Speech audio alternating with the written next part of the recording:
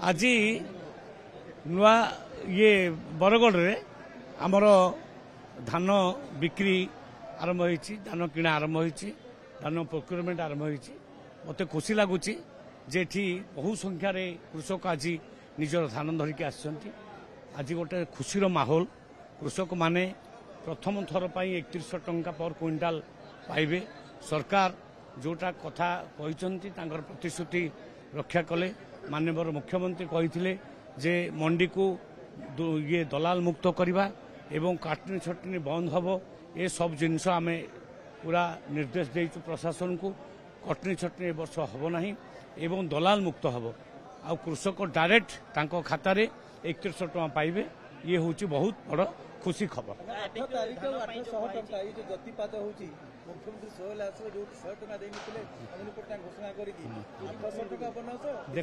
देखंतु आज्ञा गोटे सरकार 100 टंका दब बोली कहला 15 वर्ष भितर भी दे पारला नहीं, किंतु गोटे सरकार कहला 800 टंका अधिक देवी माने 3100 टंका दब एवं ता कथा रखिला। एवं यही खरीफ ऋतु रे आरंभ हो गला। जी जी धान बिकिबे मोर कृषक भाई माने तांको खाता रे 3100 टंका जाइके पहुंचबो। 8 तारिख रे सोहेला रे बड़ कृषक सम्मेलन हबो।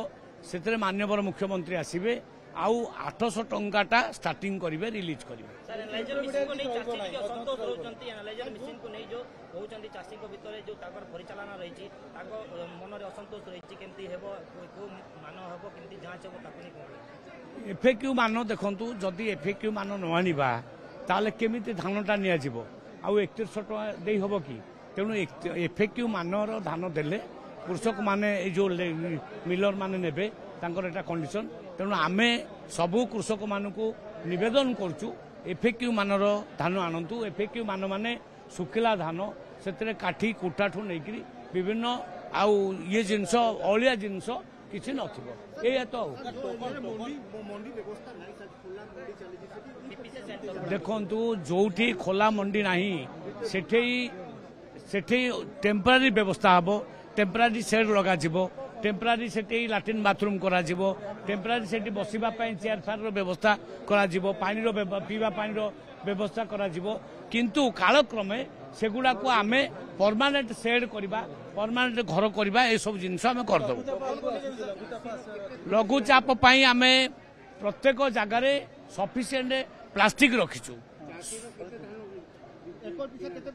एकर पिछा इरिगेटेड जमी 19 केजी 19 क्विंटाल आउ नॉन इरिगेटेड 13 क्विंटाल। बाकी धान से माने पुणी आउ तांगर बाबद चिंता करिवे सरकार, किंतु एटा सरकार निर्दिष्ट करथिबा। ये वाह, प्रगति गोल्ड मिल्क संपूर्ण उन्नत मानर दुग्ध।